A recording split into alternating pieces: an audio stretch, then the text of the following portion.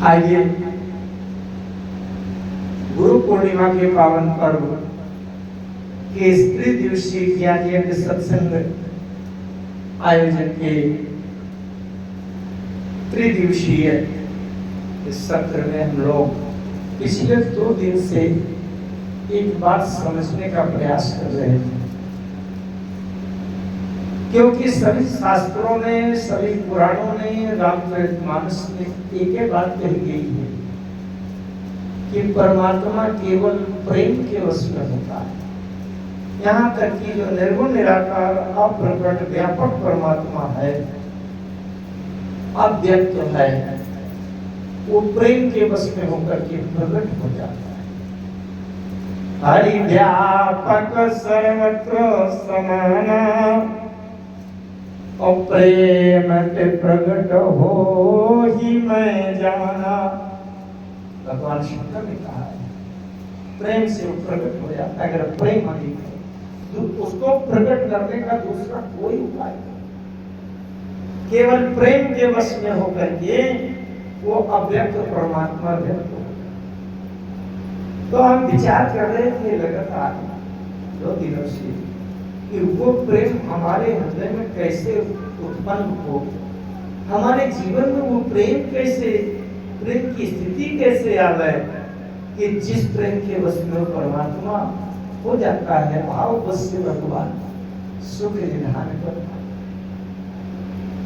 2 दिनों से चर्चा चल रही है, काफी सारे का बहुत कुछ विदुष में विचार में लिए जा चुके हैं। आज एक बात समझना है कि भगवान का प्रेम प्राप्त करने का भगवान ने एक सूत्र ये दिया था, कल उसकी चर्चा हो रही थी कि विनयन मानत जलधि जड़ गए 3 दिन बीत, अब बोले राम सकोप तब भाई बिन होय न प्रीति। बहुत से प्रेम के कई सूत्र देखे जा चुके हैं, लेकिन उसमें एक सूत्र ये भी है कि भय बिन होय न प्रीति।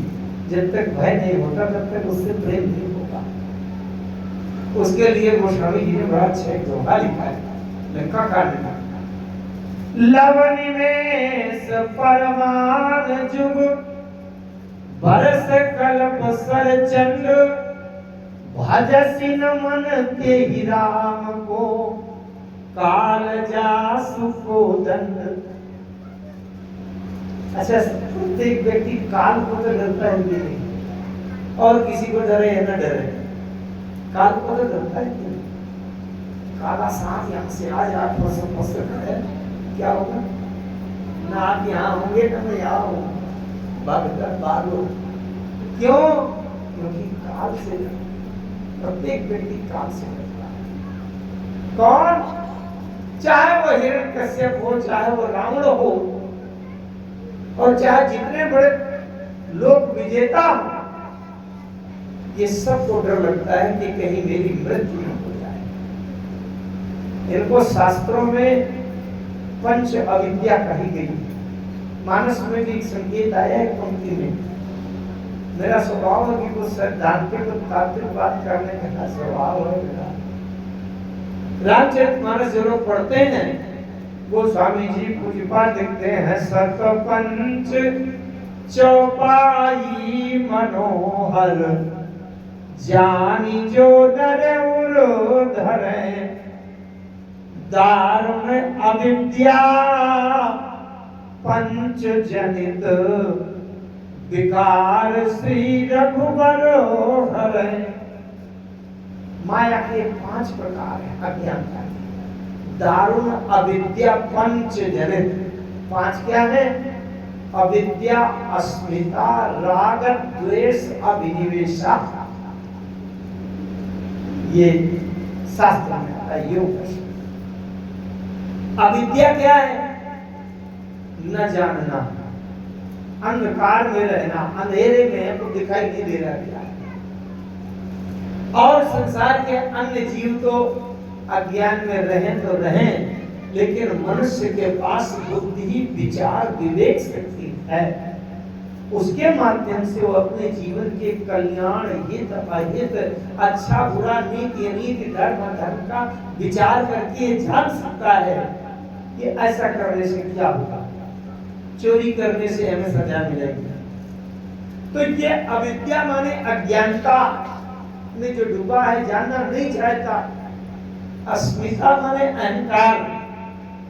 अगर किसी को अहंकार होता है इसका मतलब उसको ज्ञान नहीं है। ज्ञान का लक्षण है कि अहंकार में विनम्रता आ जाएगी। अगर सही विद्या मिली है, विद्या ददाति विनयम विनयाद् पात्रताम, विद्या ददाति विनयम। विद्या अगर सही सच्ची विद्या गई है तो उसका लक्षण है कि विनम्र हो जाएगा। कुछ लोग बड़ा अहंकार बोलते रहते हैं, मंच पर बैठकर बोल देते हैं मेरे सामने है कोई की बात करे, मुझे 1 लाख श्लोक याद है। जो ऐसा बोले आप लोगों ने सुना होगा, बोलने वाले हैं ऐसे, इसका मतलब उसको विद्या नहीं मिली, केवल विद्या का भ्रम हुआ है, विद्या का अहंकार मिला है। अगर असली विद्या मिल जाएगी तो विनम्र हो जाएंगे। लक्ष्य कैसे? नमन्ति फलिनो वृक्षाः नमन्ति गुणिनो जनाः सुस्कृतास्थं च मूर्खं च न नमन्ति कदाचन। जिस वृक्ष में फल आ जाएंगे, फल लग जाएंगे, वो वृक्ष झुक जाएगा, उसकी डालें नीचे झुक जाएंगी, ऊपर नहीं उठेगा। इसी प्रकार से जो गुणी व्यक्ति है, जिसको विद्या है, जिसको ज्ञान है, वो विनम्र हो जाएगा। अगर विनम्र नहीं है, वो कितना भी बड़ा नाम, ख्याति, सम्माननीय, पूजनीय क्यों ना हो, लेकिन अगर उसमें विनम्रता नहीं है, केवल अहंकार में झूम रहा है, तो इसका मतलब उसको विद्या असली आई नहीं है, केवल विद्या होने का अहंकार बढ़ाया है। विद्या आने का लक्षण है कि वो झुक जाएगा। मानस में भी आया है, फल बहारन अन्न में विद्या प्रसव, सब वृक्ष नीचे झुक जाते हैं फल के उस भार से। तो ये विनम्रता आ जानी चाहिए। ये विद्या और ज्ञान का, इसका मतलब अगर किसी को अहंकार है, तात्पर्य ये है कि उसको ज्ञान नहीं, इसलिए अहंकार है। अच्छा, किसी एक मोहल्ले में किसी के पास थोड़ा ज्यादा पैसा है, 2-4 करोड़, अब वो उछला उछला घूम है, मार बहुत बड़ा रईस, इसका मतलब उसको ज्ञान नहीं है कि कानपुर में कितने अरबपति पड़े। अगर उसको ज्ञान हो जाए तो अहंकार नहीं होगा। 2-4 करोड़ में क्या होता है? तो अहंकार जिसको है, इसका मतलब उसने संसार नहीं देखा। उसको अगर मैं कह दूं कि मेरे बराबर कोई विद्वान नहीं है, इसका मतलब मैंने कभी विद्वान नहीं भी देखा, मुझे बड़े बड़े योग्य विद्वान नहीं मिले, इसलिए मैं कह रहा हूं कोई भी हो। तो ये अहंकार अगर है तो अज्ञानता का प्रतीक है। अविद्या, अस्मिता, राग, द्वेष। राग माने किसी से लगाव और द्वेष माने किसी से ईर्ष्या, घृणा। 4 नियम, 5वां है अभिनिवेश। अभिनिवेश कहते हैं मृत्यु का भय। ये जीव की माया के लक्षण हैं। अगर व्यक्ति मरने से डर रहा है तो इसका मतलब उसको माया ग्रस्त है, उसको ज्ञान नहीं। थोड़ा सा और एकाग्रता से समझे। मरने से सब लोग डरते हैं ना, सभी लोग डरते हैं। अच्छा, मृत्यु को थोड़ी देर के लिए काले सर्प से हम उदाहरण में मान लेते हैं। काला सर्प माने मृत्यु काल। काले सांप से तो सभी लोग डरते हैं, कोबरा से डरते हैं, लेकिन 2 लोग बिल्कुल नहीं डरते। 2 व्यक्ति नहीं डरते। कौन? जिसको पता ही ना हो कि यहाँ सांप घुसा है। हमारी गद्दी के नीचे घुसा बैठा है, हमको पता ही नहीं है कि सांप घुसा है, बिल्कुल नहीं डरेंगे। आपके बिस्तर के नीचे घुसा बैठा है, आपको पता नहीं है। अगर आप जानते नहीं हैं तो आपको डर बिल्कुल नहीं। या तो बिल्कुल नहीं जानता, उसको डर नहीं लगेगा, अथवा कोई अच्छी तरह से सांप के बारे में जानता है, उसको डर नहीं लगेगा। बहुत लोग हैं ऐसे सर्प मित्र हैं जो सांप को पकड़ लेते हैं, दौड़ के यूं पूंछ पकड़ते हैं और यूं वैसे वो छड़ी से करके कर लेते देते नहीं। तो दो लोग सांप से नहीं डरते, या तो सांप के बारे में बिल्कुल कुछ न जानता हो तो नहीं डरता, और या तो सांप के बारे में अच्छी तरह से जानता हो तो भी नहीं डरता। बात समझ रहे? इसी प्रकार से मृत्यु के बारे में दो लोग नहीं डरते, या तो मृत्यु के बारे में कुछ न जानता हो, उसे ये पता ही ना हो कि मुझे मरना पड़ेगा। अगर कोई ये सोचे संसार मर रहा है तो मरे, एक्सीडेंट मेरा थोड़ी होगा, फला का हो गया, वो मर गया। हार्ट अटैक उसका हुआ है, वो मरे तो मरे, हम थोड़ी मरेंगे। अगर उसको ये अपने लिए पता ही नहीं है, ध्यान नहीं है, स्मरण नहीं है कि मैं भी मरूंगा, वो मृत्यु से बिल्कुल नहीं डरेगा। अच्छा, तमाम लोग ऐसे हैं, लूटो खाओ चालाकी से, धोखे से, छीनो झपटो, इसका पैसा उसका पैसा। अरे मोबाइल में वो ऑनलाइन में जरा सा भी चूक जाओ, लिंक में क्लिक कर दो, चला गया। तो वो जो लोग मरने से नहीं डरते वो कर रहे हैं। अच्छा, तो जो मरने का ध्यान नहीं है जिनको, वो मृत्यु से नहीं डरते, और जिनको मृत्यु के बारे में वास्तविक सच्चा ज्ञान, वो नहीं डरता, वो नहीं डरता। मृत्यु क्या है? मृत्यु कोई अलग से घटना नहीं है। जिस प्रकार से हम छोटे से बचपन से और युवावस्था से, किशोर अवस्था से, जवानी से ले चलते चलते और बुढ़ापे में, वृद्धावस्था में आ गए, जब 8 साल के थे तो ना वो शरीर रहा। अच्छा, आज तक हम रोए हैं क्या कि वो हमारा शरीर कहाँ गया? जब हम कक्षा 8 में पढ़ते थे उस समय का शरीर कहाँ गया? हम रोते हैं क्या? अरे जैसे वो शरीर गायब हो गया, इस तरह का मिल गया, सफेद बाल हो गए, चश्मा लग गया, इस तरह का शरीर हो गया। अब थोड़ी सी और बदलेगा तो ये 2 हाथ की बजाय 4 हाथ वाला मिल जाएगा। तो जब वो बचपन वाले शरीर को गायब करके ये सफेद वाले बाल वाले शरीर को अभी रोते नहीं है, तो थोड़ा सा बदल जाएगा। किसी के चोंच लग जाएगी, तो किसी के पूंछ में डंक लग जाएगी, तो किसी का कुछ हो जाएगा। उसमें क्या रोना? जो इस बात को अच्छी तरह से जान लेता है उसको डर नहीं लगता। न जायते म्रियते वा कदाचिन नायं भूत्वा भविता वा न भूयात् अजो नित्यः शाश्वतोऽयं पुराणो न हन्यते हन्यमाने शरीरे। गीता में भगवान कहते हैं, नैनम छिन्नन्ति शस्त्राणि नैनम दहति पावका। अच्छा, एक और कहते हैं, यथा कौमारम यौवनम जरा तथा देहांतर प्राप्ति धीरस्तत्र न मुह्यते। ये तो गीता की बात है, कठिन हो जाएगा सबके लिए। मैं एक मानस के सूत्र की बात को इसी पर आधारित, सबको एक कथा सबको मालूम है। एक भोसुंडी नाम के सूत्र हुए थे अयोध्या में कलयुग में। अब कलयुग में अयोध्या में अकाल दुकाल पड़ा और बेचारे परदेश चले गए उज्जैन, और वहाँ कुछ दिन अपना नौकरी चाकरी काम किया, थोड़ा पैसा आ गया। और एक पंडित जी थे, वो महाकालेश्वर भगवान के मंदिर में आया करते थे, और पंडित जी से उन्होंने आग्रह करके मंत्र दीक्षा ली। आज गुरु पूर्णिमा का पावन पर्व है और उनको गुरु के रूप में स्वीकार करके उनसे मंत्र ले लिया। अच्छा, मंत्र ले लिया, लेकिन उन्होंने शंकर जी का मंत्र दिया।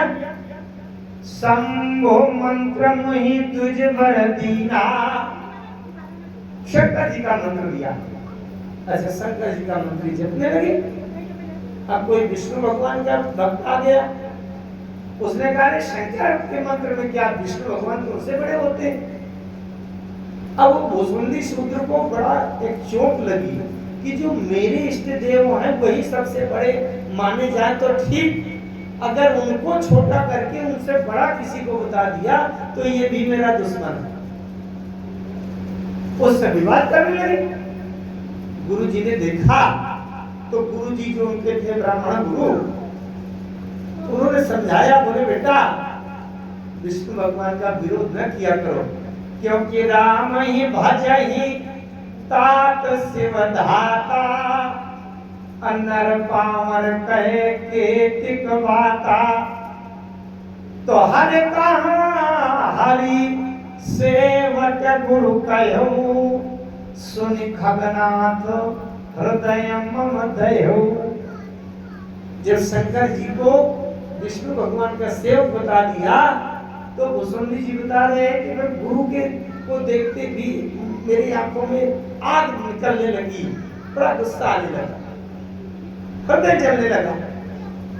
अब गुरु का द्रोह कर्म दिन रात गुरु से भी दुश्मनी कर लिया, गुरु से दुश्मनी कर लिया। एक दिन शंकर जी के मंदिर में बैठा मैं भगवान शंकर के नाम का मंत्र जप रहा था। एक बार हर मंदिर जपत रहूं शिव नाम, गुरु आयो अभिमान ते उठी नहीं कीन प्रणाम। गुरु जी आ गए और मैं अहंकार के कारण मैंने प्रणाम नहीं किया। क्यों नहीं किया?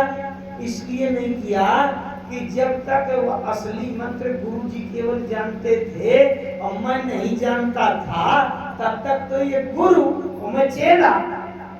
अब जो मंत्र इनको आता है वही मंत्र मुझको आता है, काहे के गुरु काहे का चेला। इसलिए अहंकार से प्रणाम नहीं किया। भगवान शंकर ने, महाकालेश्वर भगवान ने देखा, वो सुंदी शूद्र को श्राप दे दिया। बैठ रहे सियज गरे वो पापी, सर्प होई खलमल मति व्यापी। महाविटप को डर मोह जाई, अरहु अधमाधम अधगति पाई। सर्प।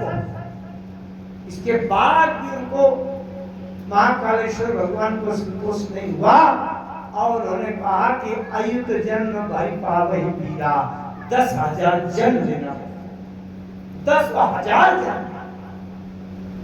गुरु जी के बड़ा दया आ गई।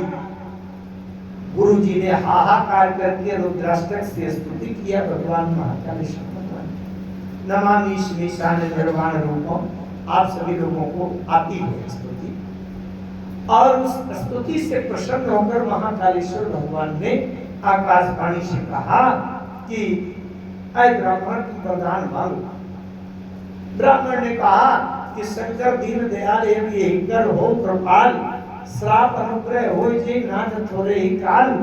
इसको साप से मुक्त करिए भगवान, कृपा करिए। आप क्रोध कर देंगे तो जीव का कल्याण कैसे हो सकता है।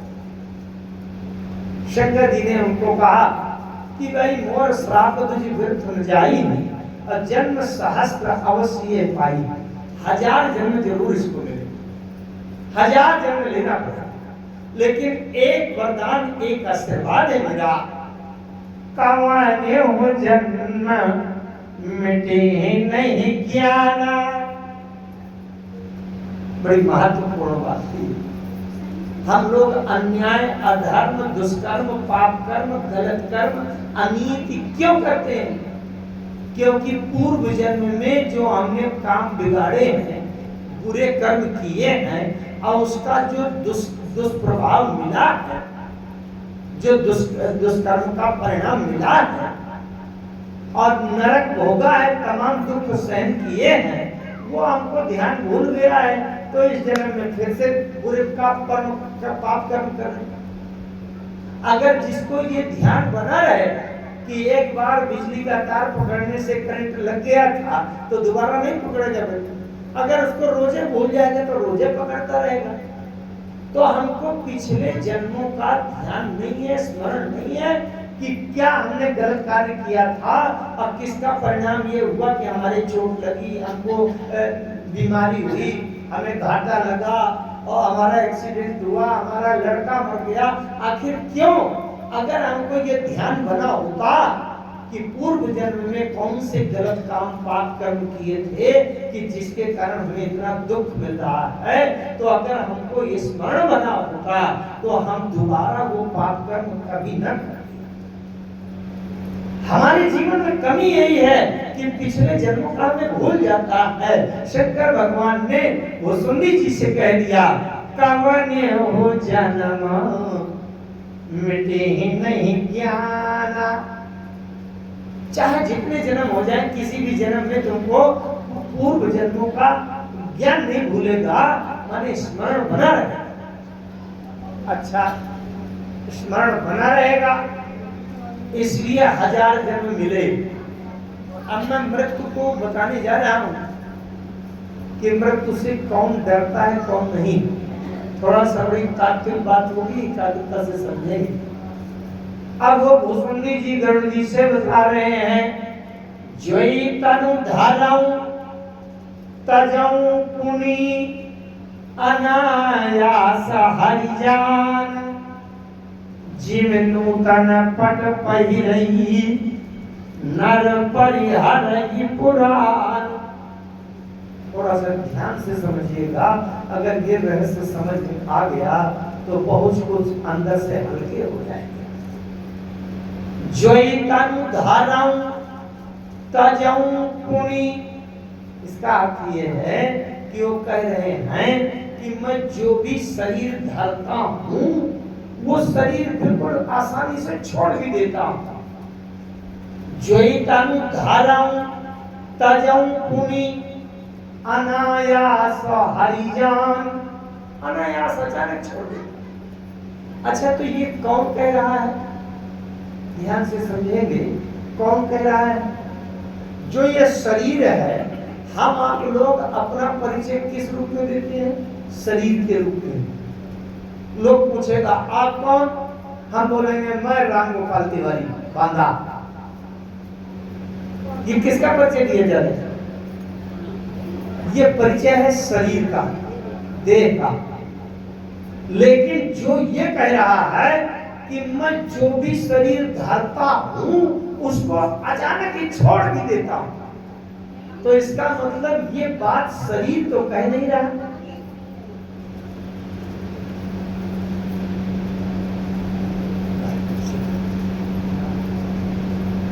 फिर ध्यान से समझिएगा, बहुत थोड़ी सी कठिन जरूर बात जरूर लग रही होगी, लेकिन उसको समझना है। मृत्यु का भय कब खत्म होता है, कैसे हम मुक्त होंगे उस मृत्यु के भय से? जैसे मैं कहूं कि आज मैं पीला कुर्ता पहन करके आया हूं, कल सफेद पहन लूंगा, तो जो ये कह रहा है कि मैं सफेद कुर्ता पहन लूंगा, वो कुर्ता तो नहीं कह रहा होगा, पहनने वाला कह रहा होगा। तो जिस जगह कपड़े को कह रहा है उस जगह एक कहने वाला कह रहा है कि जोई तनु धाराऊं तजाऊं पुनी अनायास हरिजान। हरिजान माने गरुड़ जी। हे गरुड़ जी, मैं जो भी शरीर धरता था उसको बड़े आराम से छोड़ भी देता था, कोई कष्ट नहीं होता। इसका मतलब ये कहने वाला शरीर तो नहीं कह रहा, जो शरीर को धरने वाला छोड़ने वाला वो कह रहा। ये क्या है? ये आत्मज्ञान है। वासांसि जीर्णानि यथा विहाय नवानि गृह्णाति नरो पराणि। जिस प्रकार से व्यक्ति पुराने वस्त्र को उतारकर नया वस्त्र पहन लेता है, धारण कर लेता है, क्योंकि वस्त्र पहनने वाला अलग है और वस्त्र अलग है, इसलिए वस्त्र नया पहनने वाले को कोई कष्ट नहीं होता। ये पुराना गंदा हो गया, फट गया, इसको उतार दो, नया सिल के आ गया, उसको पहन, क्या कष्ट? अगर पहनने वाले को इतना ज्ञान हो गया है कि ये वस्त्र स्थायी नहीं है, ये तो ऊपर से ढक दिया गया है, इसलिए इसको छोड़ के नई पैकिंग बना ले। अरे आज एक डिब्बा में सामान लाए हैं, कोई इलेक्ट्रॉनिक सामान है और बाहर से पैकिंग है, तो पैकिंग पुरानी हो गई, फट गई, नया डिब्बा ले आते हैं, नया डिब्बा सामान तो वही है। जिसको इतना ज्ञान हो जाए वो मृत्यु से कभी नहीं डरेगा। भागवत में बात आती है, परीक्षित जी को श्राप मिला था 7वें दिन तक छिपकेगा, मृत्यु हो जाएगा। और इस मृत्यु के भय से मुक्त होने के लिए भगवान की कथा का आश्रय लिया। भगवान सुखदेव जी का रूप धारण करके प्रकट हुए और उन्होंने 7 दिन तक भागवत कथा सुनाई। लेकिन 7वें दिन जब भागवत कथा पूर्ण कर रहे थे तब सुखदेव भगवान कहते हैं परीक्षित जी से, राजन मैंने भागवत की 7 दिन की कथा सुना दी, अब तुमको और कुछ सुनना हो और कुछ जानना हो, मन में कोई और प्रश्न रह गए हो, मृत्यु से अभी भी डर लगता हो, तो ये बताओ और क्या सुनाओ। तब परीक्षित जी ने कहा, भगवान आपने बड़ी कृपा की है जो भगवान की परमहंस संगीता की ये कथा सुना करके मुझे आत्मज्ञान तत्व ज्ञान करा दिया है। अब मुझे ये ज्ञान हो गया है कि मैं शरीर नहीं हूं, मुझे वो तत्व ज्ञान हो गया है कि अब मुझे मृत्यु से कोई भय नहीं रह गया। मैं शरीर अलग है, मैं आत्मा अलग हूं, इतना ज्ञान हो गया है। जिसको ये ज्ञान हो जाए उसे मृत्यु से भय नहीं। लेकिन इस ज्ञान के होने के पहले मृत्यु से तो सभी लोग डरते हैं, और डराने के बाद गोस्वामी जी क्या कहते हैं, मैं विषय के लिए हूं कि भगवान से प्रेम कैसे हो।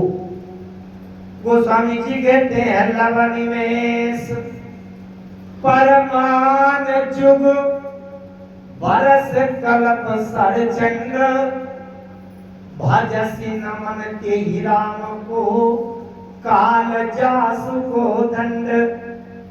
अच्छा, किसी के हाथ में धनुष है, बाण भी उसके पास है, भाई बंदूक है, गोली है, कारतूस है, पता नहीं कब कारतूस लगा के मारे, फायर कर दे, कहां से लगे तो बस उलट जाए हाथ। इसलिए भैया जिसके हाथ में धनुष है, बाण है, तो उससे संपर्क बनाओ, उसकी शरण में जाओ, उससे प्रेम करो, ताकि कम से कम उस बाण की पीड़ा हमको न भुगतनी पड़े। गोस्वामी जी कहते हैं, यह काल रूपी धनुष, जिसका धनुष है, किसका? राम, राम का धनुष काल।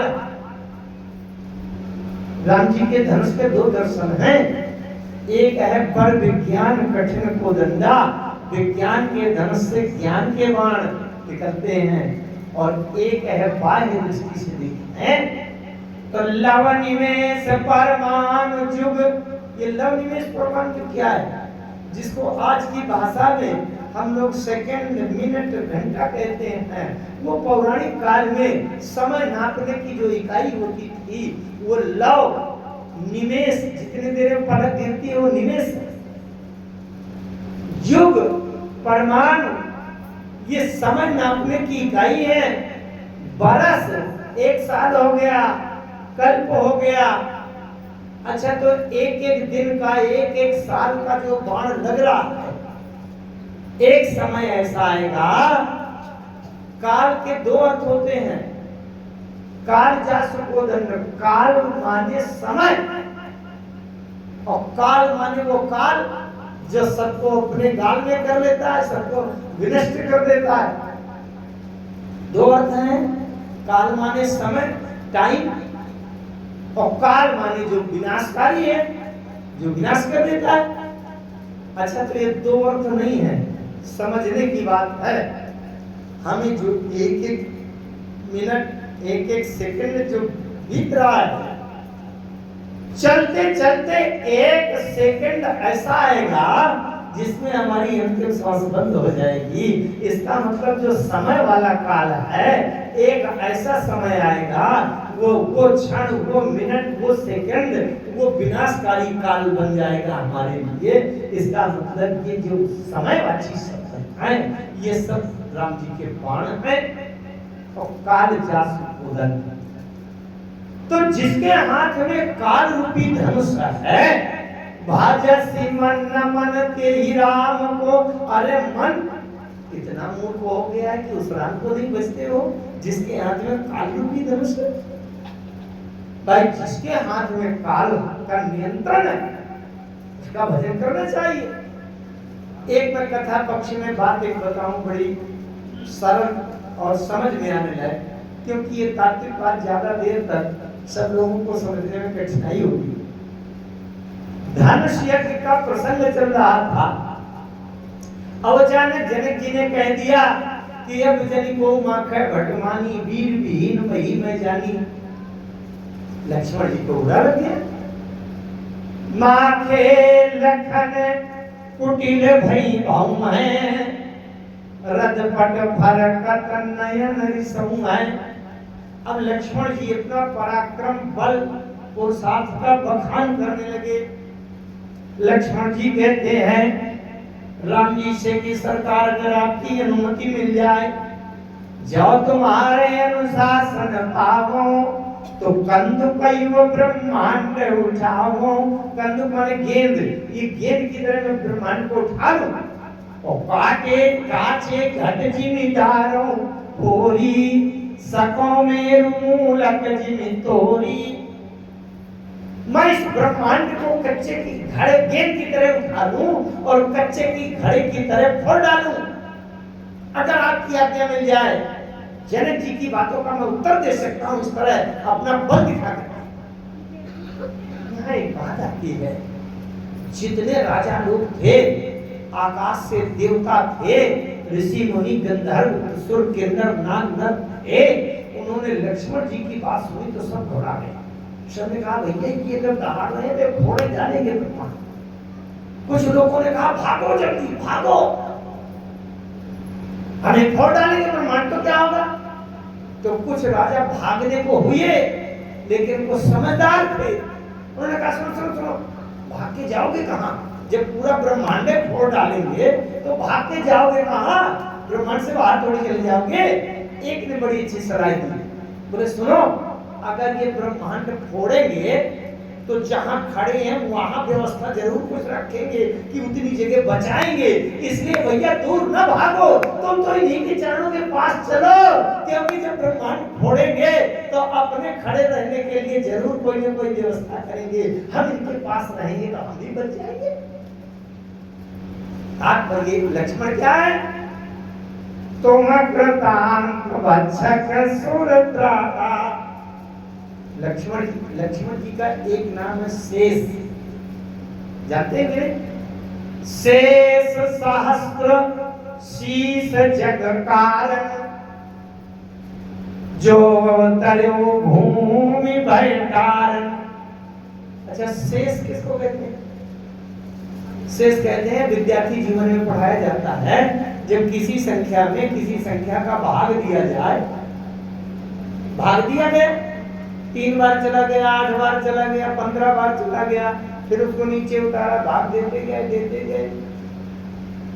और जब अंत में कोई संख्या बच जाए और किसी तरह से ना कटे, जब तक कट जाए, दशमलव लेने पर, 0 बढ़ाने पर, कटते जाओ तो काटते जाओ। और जब किसी तरह से ना कटे उसको कहते हैं शेष। इसका मतलब इस सृष्टि को जब काल काटना शुरू करता है, काटना जाता है काल, वो बड़े बड़े ब्रह्मांडों को, सृष्टि को, सबको खा जाता है। और काटते काटते जो काल के कालों से भी जो न कटाए, अंत में शेष माने बचा हुआ, जो अंत में बचा रह जाए वो है शेष। काल व्याल कर भक्षक जोई, जो काल रूपी सर्प को भी नष्ट कर देगा वो शेष। लक्ष्मण जी का एक नाम है अनंत। जगदाधार अनंत किमि, उठे चले खिसियाई। अनंत क्या है? अनंत शब्द का अर्थ होता है अनंत इति अनंत, जिसका कभी अंत ना हो। हम सब लोगों का एक सीमित समय के बाद अंत निश्चित है, जिसका आदि है उसका अंत है। तात्पर्य ये कि जो काल है और जिसके नियंत्रण में है, उसका आश्रय, उसकी शरण लेना चाहिए। उसका आश्रय लेने पर ही, उसकी शरण लेने पर ही हमारे जैसे जीवों की रक्षा हो सकेगी। गोस्वामी जी के अच्छा लंका कांड में राम जी का वो रूप दिखाया गया है जहां उनका धनुष काल की तरह है और उनके बाण लगातार उसको नष्ट करने के लिए चलाए जा रहे हैं। इसलिए लंका कांड के प्रारंभ में गोस्वामी जी ने सावधान कर दिया, लवन में सपरमान जुग बरस कल्प सरचंड भाजसी नमन के ही राम को काल जास को दंड। मानो गोस्वामी जी ने हम सबके अंदर राम जी के शक्ति सामर्थ्य को बताते हुए काल के ऊपर के भी नियामक नियंत्रण के रूप में बताकर ये बताना चाहते हैं कि अगर काल के भय से मुक्त होना चाहते हो तो जिसके हाथों में काल नियंत्रण में है उसकी शरण में जाओ, उसका भजन करो तो तुम काल के भय से मुक्त हो। कभी कभी भय से भी प्रेम होता है। एक बार राम जी जब विश्वामित्र जी की यज्ञ की रक्षा करने गए, वहां मारीच आया। मारीच स्वभाव ये आए तो बिनु भर सर रघुपति महिमारा। ये मारीच रावण से अपने जीवन की घटना का स्मरण बता रहे हैं। जब रावण गया था मारीच के पास ये कहने के लिए कि हो कपट मृग तुम छलकारी अजय विधि हरियाणो नृप नारी, तो मारीच ने रावण से बताया, अय लंकेश्वर मैंने उनका बल देखा है, मैंने उनका प्रभाव देखा है, तेज देखा है। रावण ने पूछा कैसे देखा है? बोले मोनि मखरा खन गए कुमारा अब बिनु भर सर रघुपति मुहि मारा। बिना नोक का बाण मार दिया। अगर नोक वाला मार देते तो तुमको बताने के लिए मैं बचते नहीं जिंदा, तो बिना नोक का बाण मार दिया। असत योजन आयो छन माही तीन सन बयर किए भल नाही। क्षण भर में 100 योजन उछल के यहाँ समुद्र के किनारे गिरा। और मैं इतना जानता हूं कि उनसे शत्रुता करने में कल्याण नहीं। इसका मतलब मारीच रावण से कहना चाहता है, रावण तुमने तीनों लोकों में सबको जीत लिया, लेकिन मैं बार बार कहता हूं कि उनके बराबर पराक्रम, बल, पुरुषार्थ, तेज और कहीं नहीं है। उनसे शत्रुता करने पर तुम्हारा विनाश हो जाएगा, सर्वनाश हो जाएगा। अगर अपने को बचाना चाहते हो, अपना कल्याण चाहते हो, तो तुम उनकी शरण में चले जाओ। ये कहना चाहिए, शरण में चले जाओ माने प्रेम कर दो उनसे, और उनके भजन के बिना, उनके समर्पण के बिना और कोई तुमको बचा नहीं सकता। इसलिए मारीच ने ये कहा कि जाओ नरता तदपियति सूरा अति नहीं विरोध न पाई पूरा। उनसे शत्रुता करने में ठीक नहीं है, तुम्हारा कल्याण नहीं। इसलिए ये जो मारीच के हृदय में राम जी के प्रति प्रेम है, यद्यपि रावण को तो बड़ा क्रोध आया, गुरु जी मूड़ कर सिमम बुधा कौशठ मोई समान को जो था। तो इस तरह से जब रावण ने कहा तो मारीच ने समझ लिया कि ये दुष्ट है, अज्ञानी है, ये समझेगा नहीं, इसको समझाने पर ये मुझे मार डालेगा। इसलिए मुझे जब मरना ही है तो इसके हाथों क्यों मरूं, मैं राम के हाथों क्यों न मरूं। इसलिए ओ भाई भांति देखा निज मरना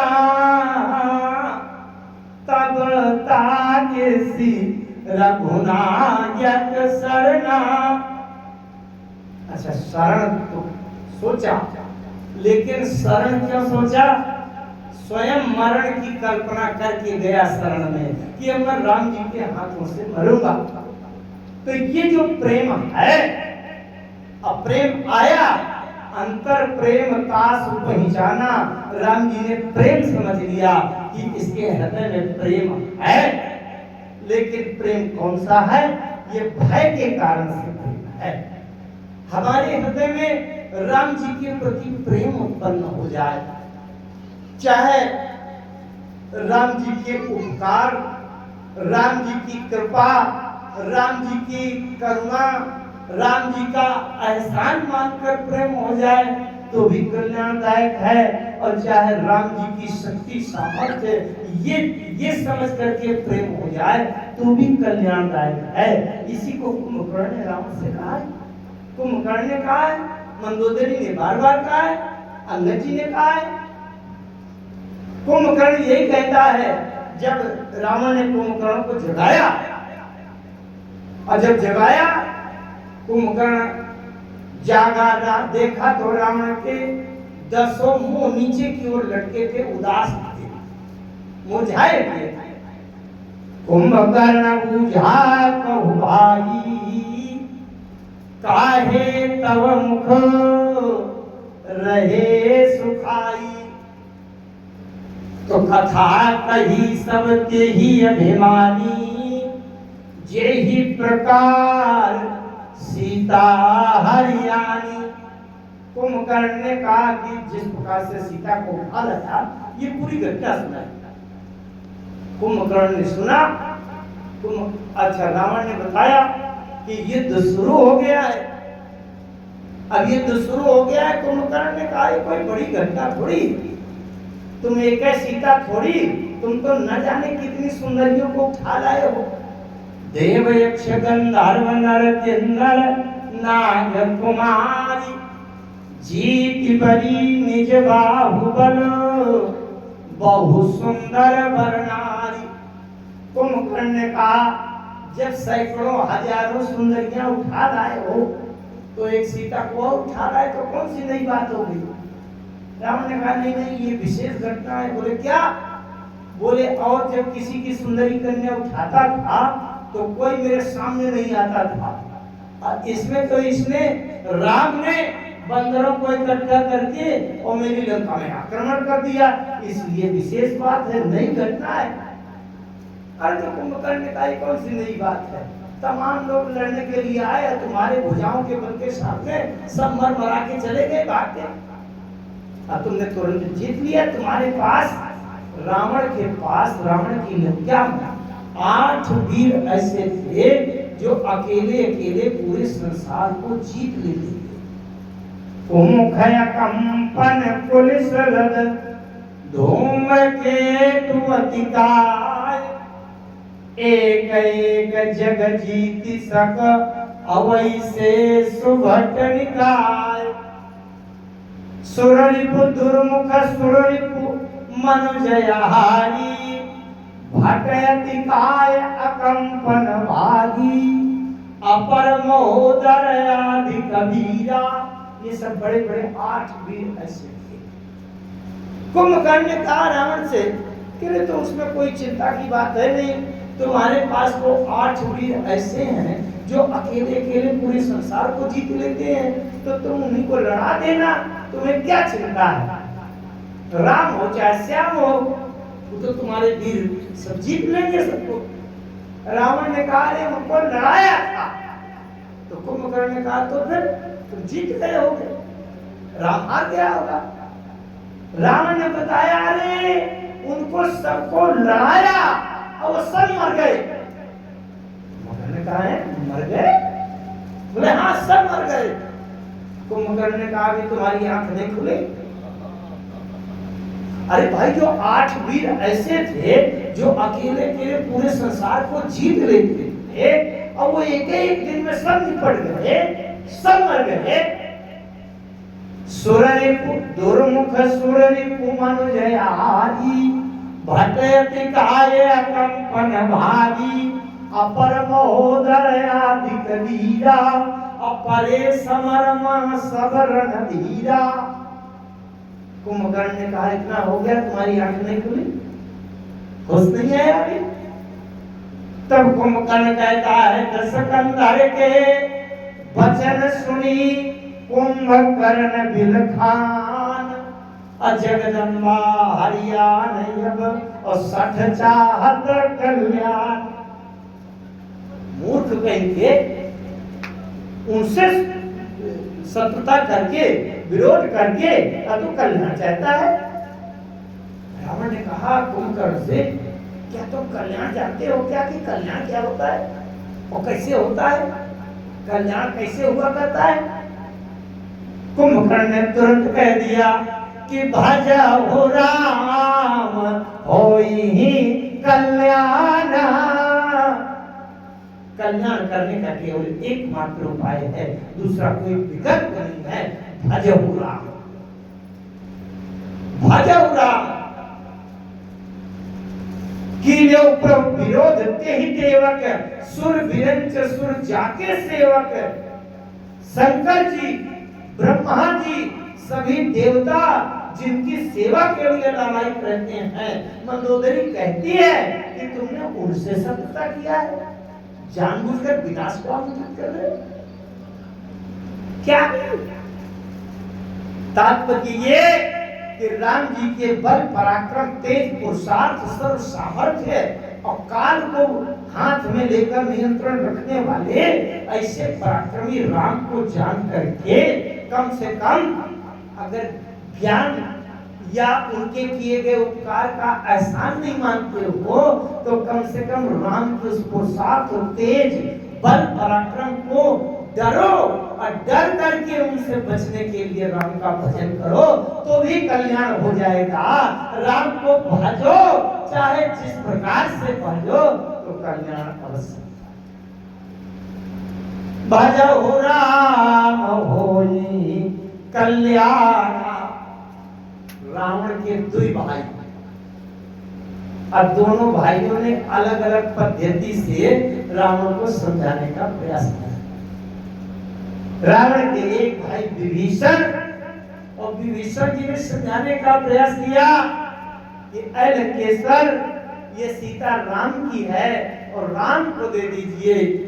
और ऐसा कह करके जब चरणों में से झुकाया तो वही लात उठा करके धड़ाम से विभीषण को मारा और धड़धड़ा के विभीषण गिरे और विभीषण जल गया। जब लात मारा रावण ने क्या कह करके कि मामा पूरे पासे तपस्या न पर प्रीति 60 मिल जाए नहीं कहूनी की आस कही की है चरण प्रहारा। रावण ने लात मारकर विभीषण को निकाल दिया। लेकिन जब कुंभ, अच्छा विभीषण जी ने तो बड़ी विनम्रता पूर्वक कहा था, हे बड़े भैया आप तो पिता तुल्य हैं, तुम पितु सरिस भले ही नहीं मारा लेकिन राम भजे हित नाम। राम जी के भजन करने में ही कल्याण हित उसी में हित है। तो बताइए लात मारने के बाद भी हाथ जोड़कर विनम्रता पूर्वक विभीषण जी ने कहा कि तुम पितु सरिस भले ही, अब मार दिया ठीक किया, उसमें कोई दोष नहीं है, लेकिन मैं अभी भी बता दे रहा हूं कि राम को भजो, इसी में कल्याण हो सकता है भैया, नहीं कल्याण नहीं हो जाएगा, सर्वनाश हो जाएगा। अच्छा तो बड़ी विनम्र बात थी, तो लात मार दी। अब कुंभकर्ण ने तो यही कहा कि जगदम्बा हरियाणा अब 60 चाहत के। अरे मूर्ख कहीं के, अज्ञानी अहंकारी अभागी, इतने बड़े बड़े योद्धा मर गए और अभी भी कल्याण चाहते हो, जगत जननी को उठा रहे हो, तो अभी मूर्ख कह के सच्चा कल्याण। तो रावण को उसको भी लात मार देना चाहिए था, लेकिन रावण ने लात नहीं मारा। एक बात और बताऊं आपको, शरीर के बल से कुंभकर्ण रावण से भी ज्यादा बलवान था, शरीर के बल से। रावण तपस्या से, वरदान से, दिव्य शक्तियों से कुंभकर्ण से भी ज्यादा शक्तिशाली था रावण। लेकिन शरीर की दृष्टि से देखा जाए तो शरीर की दृष्टि से कुंभकर्ण ज्यादा बलवान। रावण ने सोचा कि ये सच कहे तो कहे, लेकिन इसको लात नहीं मारने की हिम्मत नहीं पड़ रही। पता नहीं ये 6 महीने का सोया हुआ जागा है। अच्छा कुंभकर्ण की स्थिति सोचो आप, कुंभकर्ण 6 महीने सोते थे, एक दिन जागते थे।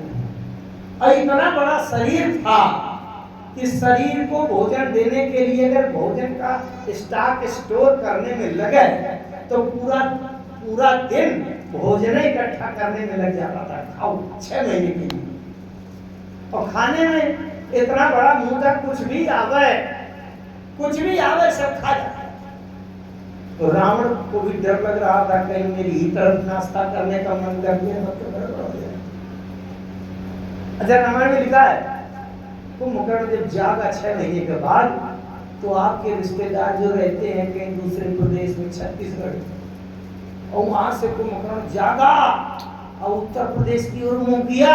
उन्होंने फोन किया कि कानपुर की तरफ उसका मुंह भागो, घाट को छोड़कर। अरे मानस में लिखा है जागत होती हूँ पुरत्रासा। अब कुंभकर्ण जागा है तो भैया अपना नाश्ता पानी करेगा कि नहीं? और नाश्ता पानी करने के लिए कोई जलेबी समोसा थोड़ी काम करेगा, वो जो कुछ भी मेरे सब खा जाए। ये में लिखा हुआ है कोटि कोटि कपि धारी धारी खाई, अजन टीढ़ी गिरी गुहा समाज। करोड़ों करोड़ों बंदर पकड़ कर खा जाता। रावण को भी डर लगता था कि इसको लात मारने के लिए हिम्मत किया तो रिस्की काम है भैया, कहीं मेरे गर्दन पकड़ के मरोड़ दिया तो क्या होगा। इसलिए रावण ने बुरा नहीं माना। अब आध्यात्मिक सिद्धांत से देखो, आप बहुत ध्यान से समझो। रावण ये जानता है कि विभीषण साधक है, तपस्वी है, संयमी है। इसलिए जब विभीषण जी ज्ञान बताने लगे रावण को, तो रावण ने एक वाक्य कहा, उस वाक्य का जरा अर्थ बदलेंगे, आप समझना। रावण कह रहा है मम पुरवासी तपस्विन पर प्रीति, सठ मिल जाई कि नहीं कहू नीति, अवसर ही कीन ऐसी चरण प्रहारा, अनुज गए पद बार ही मारा। बाहर से तो ऐसा लगता है कि रावण कह रहा है कि सोने के महलों में रहते रहते खूब मौज मस्ती कर भाग गया है, लेकिन इसका सैद्धांतिक अर्थ ये है, रावण कह रहा है विभीषण से कि मम पुरवासी और तपस्विन पर प्रीति।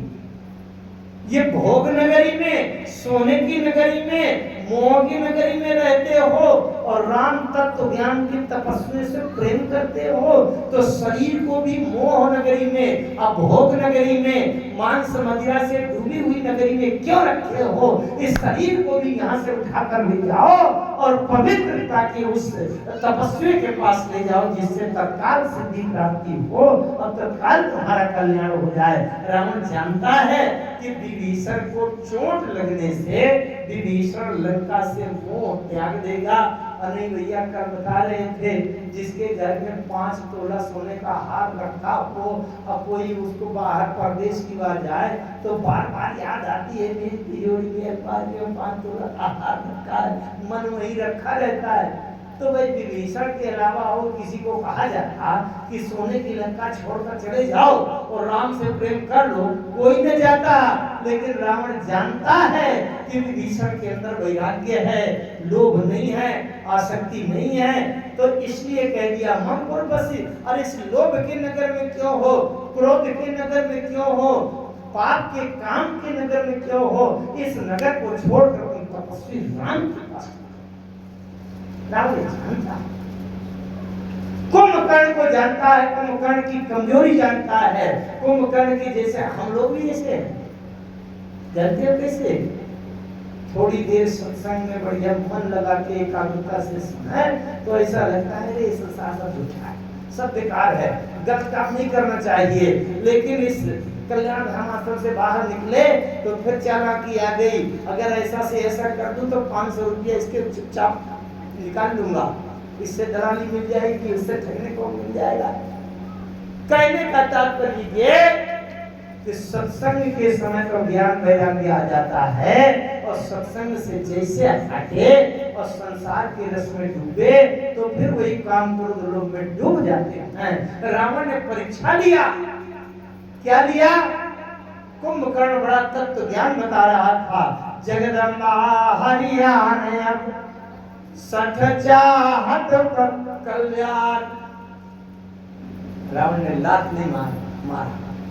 क्या रावण ने क्या किया कि रावण मांग्यो कोटि घट मदयरु महिषयने। रावण ने कहा जरा इसी की परीक्षा ली जाए, ये राम का ध्यान सही है, स्थायी है, पक्का है कि बदलने वाला है। तो तमाम करोड़ों भरा शराब और बड़ा मांस का ढेर मंगा दिया कि मांस मदिरा देखकर ये राम की तरफ जाता है कि इधर जाता है। तो कुंभकर्ण का जो संयम था वो डगमगा गया। अब महिष खाई और मदिरा पाना गर्जा बजा घात समाना। पूरा भैंसा सब खा गया, पूरा शराब पी गया। रावण ने कहा अब क्या होना चाहिए? गर्जा वज्राघात समाना, बड़ी जोर से भयंकर गर्जना किया। रावण ने पूछा कुंभकर्ण से, हाँ अब बताओ अब क्या पोजीशन है? बोले मैं जा रहा हूं। कहा? बोले राम से लड़ने। राम से लड़ने। रावण ने कहा रे अभी तो कह रहे थे कि बचाओ राम हो ही कर जाना, अब राम से लड़ने जा रहे? राम से लड़ने जा रहे? रावण ने पूछा कि ये बताओ कितनी सेना की व्यवस्था कर दूं तुम्हारे साथ के लिए? बोले कोई सेना की जरूरत नहीं है, विदाउट एनी फोर्स मैं अकेले बहुत आपको नष्ट करने की। बस ध्यान से बात समझ लीजिए, पानी को विराम की हो। हमारे जीवन में मांस मदिरा का सेवन प्रत्यक्ष प्रमाण देख लीजिए। जब तक शराब नहीं पिया था तब तक कितनी तत्व ज्ञान की बात कहता था कि भजो राम होई कल्याण। इस संसार में अगर कल्याण करना है तो केवल राम के भजन से कल्याण होगा। लेकिन अभी अभी तुरंत शराब पिलाई गई और मांस का भोजन किया तो उसे राम से लड़ने के लिए खड़ा हो गया। अब बिना किसी सेना के राम जी की सेना के सारे बंदरों को खा जा रहा है। ये क्या है? कुंभकर्ण अहंकार है। जब अहंकार व्यक्ति के जीवन में आता है तो सद्गुण रूपी बंदरों को खा जाता है। एक अहंकार अगर केवल आ जाए तो आपके जीवन में जितने अच्छे गुण होंगे वो सबको हजम कर जाएगा। इसलिए अहंकार अपने जीवन में ना आने देना। अपने जीवन में अहंकार से बचने के लिए केवल एक ही उपाय है कि राम के चरणों में सिर झुकाना और राम जी की कथा कहते रहना और राम जी में समर्पण की भावना करते रहना।